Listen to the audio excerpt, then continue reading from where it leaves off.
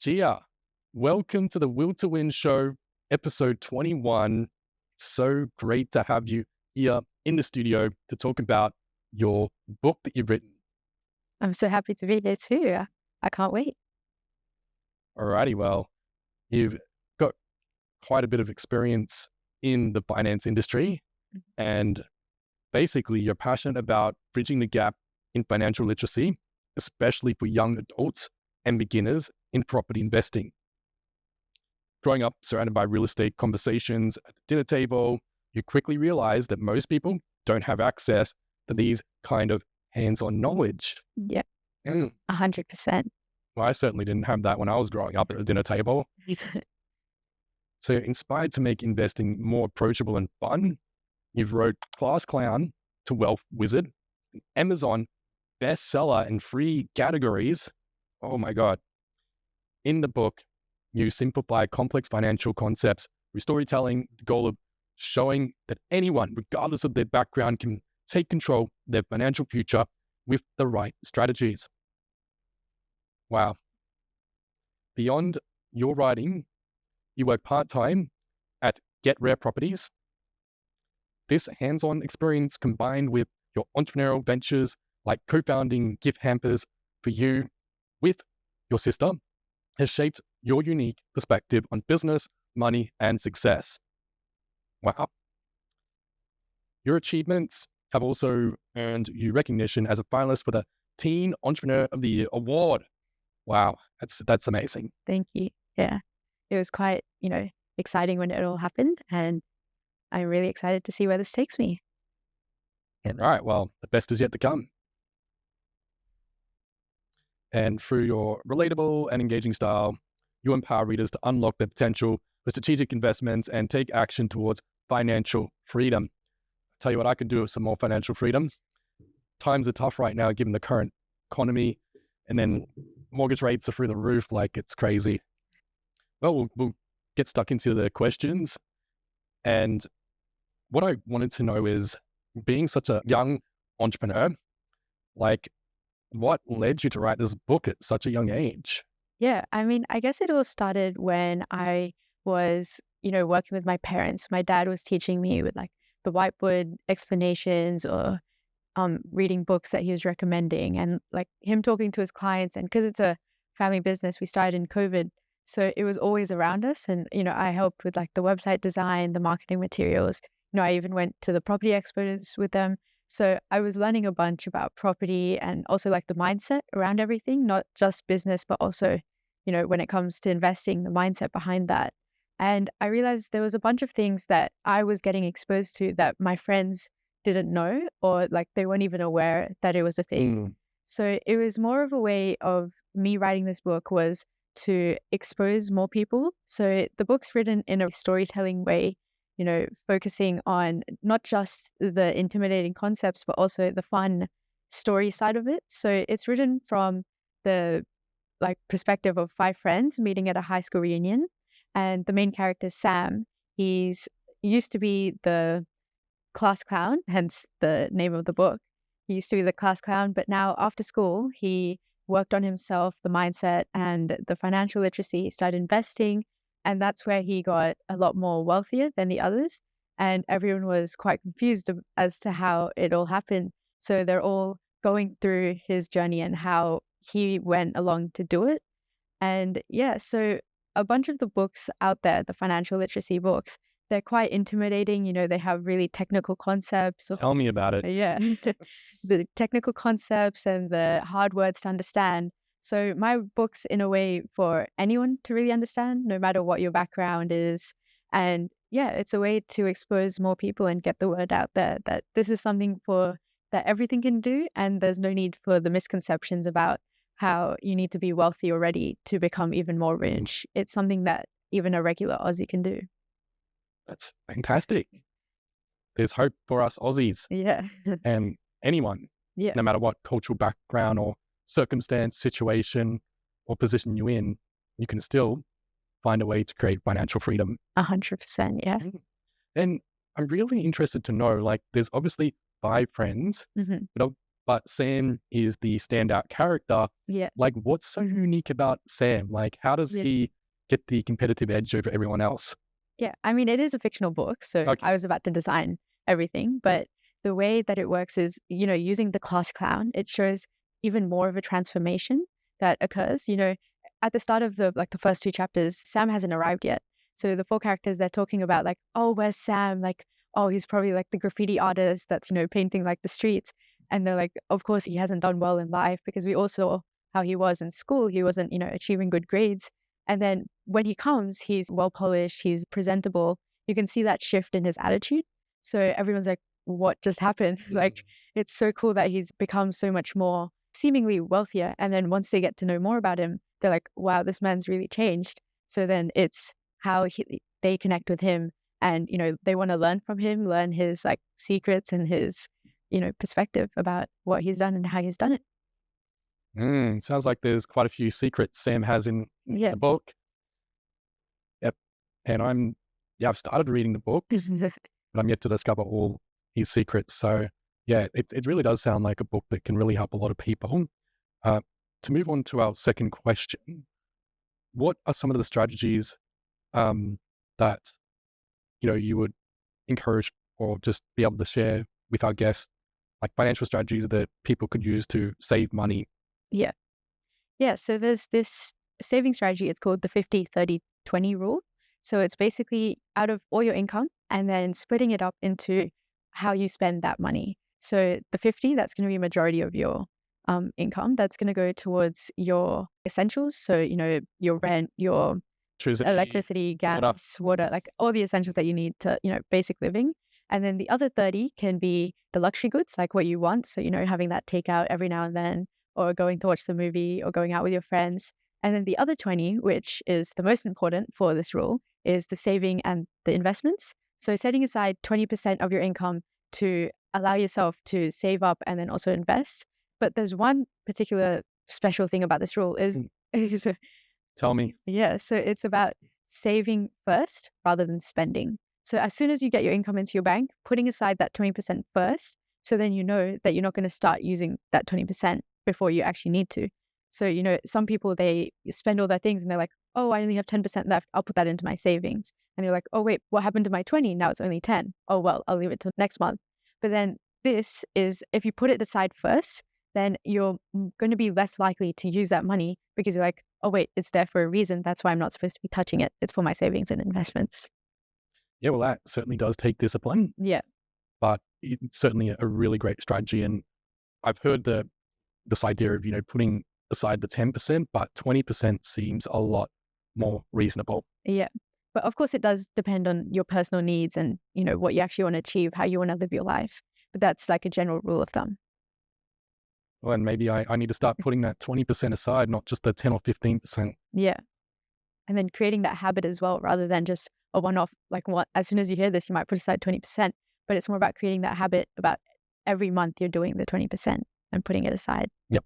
And by doing that, let's say over 1, 2, 3 years, like what kind of a impact does that have on you financially? Like what's the growth like? Yeah, so I talk about it in my book, compounding as a concept. So even it starts small, but then afterwards it's like an exponential growth. It starts multiplying so much, like a snowball almost. A snowball down the hill, it's going to start small, and then over time it's going to pick up more and more momentum, picking up more snow. Compounding and, saving and investment, it's just like that as well. So starting small, but even those small actions, they compound into exponential growth. Absolutely. And I know for me, when I first bought my property, Yeah.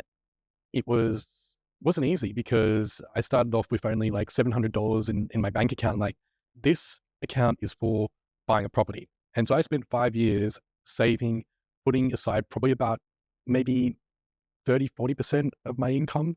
And that was a huge sacrifice. I mean, it depends on the situation, but like the way the market is right now, 20%, even that could be a challenge, but it's certainly, I think, a great strategy that can be used to help people compound. All right, well, let's move on to question number 3. Why, like, we talk about saving money, but what about creating multiple streams of income? Why would you do that? Yeah. So let's start with an easy example. So let's imagine that you have a table. So how many legs would you want on the table? If you had 3 legs, do you think the table is going to be stable? No way. Yeah. What about 5 legs? Would that be more stable? Could be. Yeah. So the more legs that you have, table legs, obviously not human legs, but the more table legs that you have, the more stable the table is going to support you. So it's the same with income and your savings and how much money you accumulate. So having those multiple streams of income, so it could be like your work, your part-time job, and then like investments, your stocks, whatever it is, all those streams of income, they can help support you. So even if you might become redundant and you're finding a job for like 2 weeks, 3 weeks, so during that time, you'll still have the other money to support you and also your like savings and your buffer as well. But then having those incomes to support you, so then you're not just reliant on one stream of income. It's like with the table legs, if you have multiple legs, then you'll be more supported over time. Wow, that's such a great concept. Yeah, 100%. It's like how you can support yourself and making sure that you're not reliant on just one thing. So then over time, if something happens to that stream of income, then you're not, stuck and then only reliant on the cash buffers that you have behind you. Yeah, it's a backup plan. It's a way to sort of keep you afloat and be able to, you know, pay the bills, do whatever you got to do to remain financially secure, I guess. Yeah. Yeah, beautiful. And how does this tie in with managing your time, your energy, and money? Yeah. So let's talk about like a human life cycle. So when you're a child, then there's the three resources, right? The time, money, and energy. But when you're young, you obviously don't have money for yourself. You're reliant on your parents to, feed you and to be able to support you. So then when you're young, you don't have that money. And then when you become an adult, then you won't have much time because you're so busy doing other things. And then when you're retired, then you have so much time, you have so much money, but you don't have that much energy. So then I guess a life is always about, managing and balancing those three things. So you can do things that you actually love rather than having to trade time for money or trading your energy for money. So then having those, like what we talked about, the streams of income to support you. So then they're the ones that are making money for you rather than trading your time and trading your energy to make money. Yeah, that's such an interesting insight, and it really does make sense. And I know, like, for example, for me, like, I'm earning money, but I wish I could have more time to do other things. Yeah. And then when you are like having fun, going to the beach, going on holidays, networking, you're not necessarily making money and you're like, I need to bring that money back up. Yeah. If you've got other streams of income, well, then great. But if you don't, you've got to find a way to, create other streams of income so that you can have a better lifestyle or be able to do more and have a more balanced life. Yeah. So that's all that financial freedom is about. So having the capacity to do things that you would want to do, whether that's, starting a business or traveling more, spending more time with your family. So then having those streams of income, like we talked about, to support you so you can do whatever you want rather than having to always trade your time and energy for money. Amazing. And what are some, I guess, like ideas that you have or that you've seen people do to create those streams of income? Yeah. So I'm sure you've heard of the book Rich Dad, Poor Dad. There's one key concept that I really liked from it, which is the cash flow quadrants. So it basically talks about the 4 ways that people make money. So there's like, I guess, the basic level, which is being an employee, so working for someone else. But then one step above that is being self-employed, so working for yourself. And then if you move across to the next column, on the top is the business person. So you're having people work for you. So they're the ones making money for you. And then the most elite quadrant is being an investor. So having money make money for you. So having those assets which can help you make money. So then it's that way that moving across to the bottom right quadrant, that's how people are able to balance time, money, and energy. Wow, thank you for sharing The Quadrant Yeah. by Robert Kiyosaki. Incredible. And we're sort of coming towards the end. And I wanted to ask, what is one last piece of advice you could give our listeners to help them in their journey towards achieving financial freedom? Yeah. So there's actually 2 things that I would like to share. By all means, go ahead. Yeah. So there's one secret that Sam talks about quite a lot. It's about your environment and who you surround yourself with. So, there's this saying, it's called your network is your net worth. So it's about the people you surround yourself that can help you achieve more, or even having that bad influence that makes you achieve less. So let's imagine you're with a group of friends and everyone's, running businesses and they're able to travel a lot because they're doing things that can allow them to do that. So then you yourself, if you're in a 9 to 5 job, you're going to think, wait, I want to be like my friends. I want to do those things. So you're going to think of ways to achieve that rather than being stuck at a desk all day. But then on the other hand, if you have a group of friends and they're all working 9 to 5 jobs, you're also going to be like, oh, I'm doing the normal, like I'm fine, everything's good. And you're going to keep working in that rat race. So it's like what Sam talks about, the main character of my book, is it's about your environment that really helps with the mindset and then also the actions that you take around it. Absolutely. And I'm so glad that you touched on people being in the right place, the right environment, Yeah. having a strong support network. So it really does make a huge difference. Yeah. And I can see even in writing your book and the things that you've achieved so far, you've been able to do that because you've got the right people around you. 100%. And then the second piece of advice would be to define your why. So actually have a reasoning behind why you're doing what you're doing. And then that's going to give you the motivation rather than just doing something because it's a good thing to do or a good thing to have. Like with investing, it's such a big amount of money, sacrifices that you're making to get that money. But why exactly are you doing it? What's the reasoning behind? Are you trying to, run a business? Are you trying to spend more time with your family? Are you trying to travel more? It's all about figuring out why you want to do it. And then that's the thing that motivates you in the long term. Yeah, for sure. And how do you help people come to the realization of why they're doing? Do you actually, in your work, do you help people discover their why? Like, is there one little last tip you could throw in there? Yeah. I mean, I have a bunch of resources in my book, which can be quite beneficial, especially about like the goal setting or, figuring out your finances. There's a bunch of QR codes in the book. Let me see where I've got the book right here. Here it is. Check it out. So, yeah, Class Clown to Wealth Wizard, uncovering the real estate secrets school never taught. They never taught us. How could they not teach us about these things? I know, right? And I'm going to discover these secrets, these goals that you're talking about. And I'm sure plenty of others would love to as well.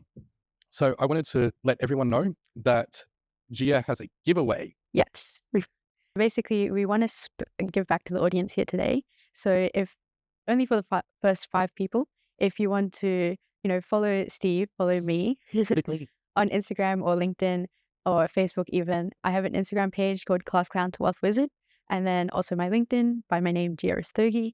And then also on Facebook as well. So you can use the code, it's called Steve, in honor of you. So Thank you. yeah, so just use the code Steve and you can get 20% off your order for an autographed copy. How about that, everyone? So this is your opportunity now to get 20% off. Who put in the code? Steve. Well, with having discussed all these incredible things about financial freedom, saving, investing, it's been an absolute pleasure to have you on the Will to Win show, Gia. And I've really enjoyed hearing your wisdom, your ideas, and your passion for helping people to achieve more financially. So thank you. Thank you for having me here. I really enjoyed it. Yeah.